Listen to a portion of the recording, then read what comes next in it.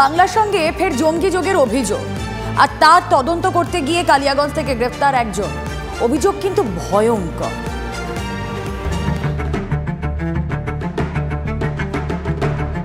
সংসদে স্মোক কাণ্ডে তপ্ত দেশের রাজনীতি।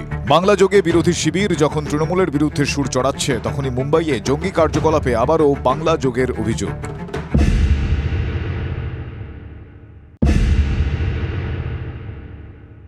এবারে জঙ্গি যোগে নাম জড়ালো এই গ্রাম বাংলার। পাকিস্তান সহ একাধিক দেশে ভারতের গোপন তথ্য পাচারের অভিযোগে উত্তর দিনাজপুরের কালিয়াগঞ্জ থেকে একজন অভিযুক্তকে গ্রেপ্তার করল মুম্বাইয়ের অ্যান্টি টেরোরিজম স্কোয়াড। দেশের নিরাপত্তা সংক্রান্ত গোপন তথ্য বিদেশে পাচারের অভিযোগ। মুম্বাই পুলিশের এটিএস এর হাতে গ্রেফতার বাংলার ছেলে।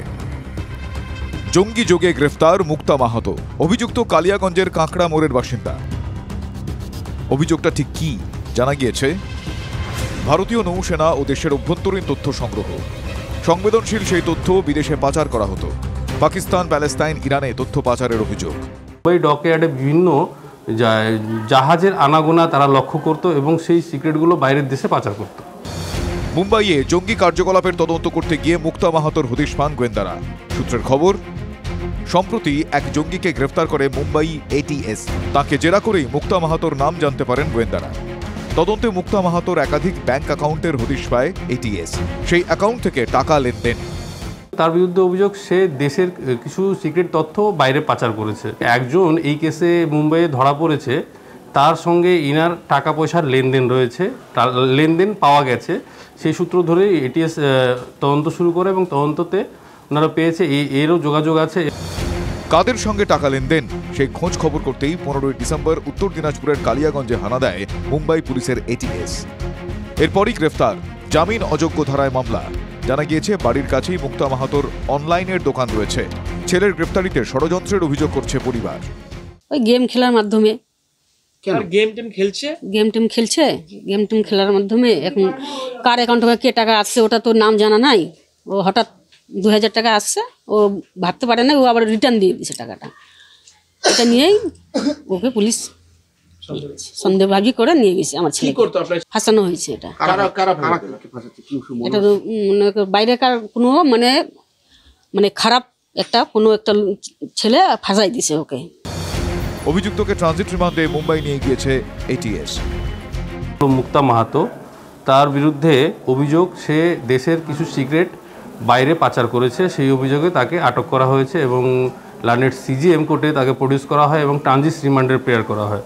ওই অফিসিয়াল সিক্রেট অ্যাক্টের 3(1)A এবং 5(A)(B)(D) and 9 এই ধারায় দেশের বিভিন্ন সিক্রেট তথ্য বাইরে পাচার করার অভিযোগ রয়েছে এবং 120B IPC রয়েছে, দেশের বিরুদ্ধে ষড়যন্ত্র করার অভিযোগ। তবে কি উত্তর দিনাজপুর জেলাতেও এই জঙ্গিদের স্লিপার সেল অ্যাক্টিভেট রয়েছে? এমনই নানা প্রশ্ন কিন্তু এখন প্রশাসনের অন্দরেই উঠে আসছে। সবটার কিন্তু একদিকে যখন তদন্ত করছে মুম্বাইয়ের এটিএস, অন্যদিকে কিন্তু রায়গঞ্জ পুলিশও উঠে পড়ে লেগেছে এই জঙ্গিদের খোঁজ খবর নিতে। উত্তর দিনাজপুর থেকে রূপক ঘোষ, TV9 বাংলা। এ যেন বিস্ফোরকের স্তূপে বীরভূম জেলা। প্রায় প্রতিদিনই বিস্ফোরক উদ্ধার হচ্ছে। এই তো পরশুদিনও জিলেটিন স্টিক উদ্ধার হয়েছে 25,000, বেশ কিছু ডিটনেটর উদ্ধার হয়েছে। কোথা থেকে আসছে এত বিস্ফোরক? এরই তদন্তে নেমে এনআইএ এবার জেরা করতে চাইছে অনুব্রত মণ্ডলের প্রাক্তন দেহরক্ষী সাইগাল হোসেনকে। কিভাবে বীরভূম জেলায় এই নেটওয়ার্ক চলে সেটাই তারা জানতে চাইছে সাইগাল হোসেনের কাছ থেকে। ওই যে কথায় বলে না, কান টানলে মাথা আসে। সাইগাল হোসেনকে জেরা করে কি তার বসের কাছে পৌঁছতে চাইছে এনআইএ?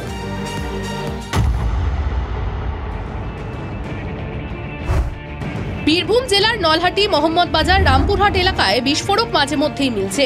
গত সপ্তাহেই নলহাটির চন্দননগরের পরিত্যক্ত পাথর ক্র্যাশার থেকে 24,000 জিলেটিন স্টিক, 21,000 ডিটোনেটর ও 14 বস্তা অ্যামোনিয়াম নাইট্রেট উদ্ধার হয়েছে। মোহাম্মদ বাজার থেকে 81,000 জিলেটিন স্টিক উদ্ধার হয়। পাথর ব্যবসায়ী মনোজ ঘোষকে গ্রেফতার করে এনআইএ। মনোজ ঘোষ আবার তৃণমূলের পঞ্চায়েত সদস্য। এই ঘটনার সঙ্গে জড়িত সন্দেহে কয়েকজন পঞ্চায়েত প্রতিনিধিরও নাম উঠে আসে। সেই সূত্র ধরেই গরু পাচার মামলায় ধৃত অনুব্রত মণ্ডলের প্রাক্তন দেহরক্ষী সাইগাল হোসেনকে জেরা এনআইএর। দিল্লির তিহার জেলে গিয়ে সাইগালকে 2 দিন জেরা করে এনআইএ। 2 দিন মিলিয়ে 8 ঘন্টা জেরা করে বয়ান রেকর্ড করা হয়। বারুদের স্তূপে বীরভূম জেলার বিভিন্ন প্রান্ত থেকে কেন এত বিস্ফোরক উদ্ধার হচ্ছে, কোথা থেকে কোন রুট ধরে কার কাছে পৌঁছচ্ছে এত বিপুল পরিমাণ বিস্ফোরক, সেখানে নাম জড়িয়ে যাচ্ছে তৃণমূলের পঞ্চায়েত সদস্যের। তাই অনুব্রত মণ্ডলের ঘনিষ্ঠ প্রাক্তন দেহরক্ষী সাইকেল হোসেন এনআইএ স্ক্যানারে।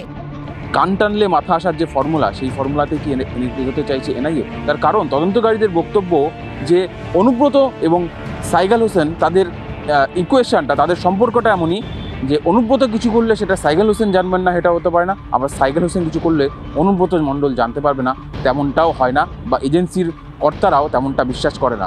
তাই যেহেতু এই জিলেটিন স্টিকের মামলায় সাইকেল হোসেনের নাম উঠে এসছে, তার মাধ্যমেই কি এবার পরবর্তীতে অনুব্রত মণ্ডলের কাছে পৌঁছতে চাইছে বা অনুব্রত যোগ রয়েছে কিনা সেটা দেখতে চাইছে এজেন্সি? প্রশ্ন থেকেই যাচ্ছে। ক্যামেরা কুণালের সঙ্গে সুজয়, TV9 বাংলা, কলকাতা।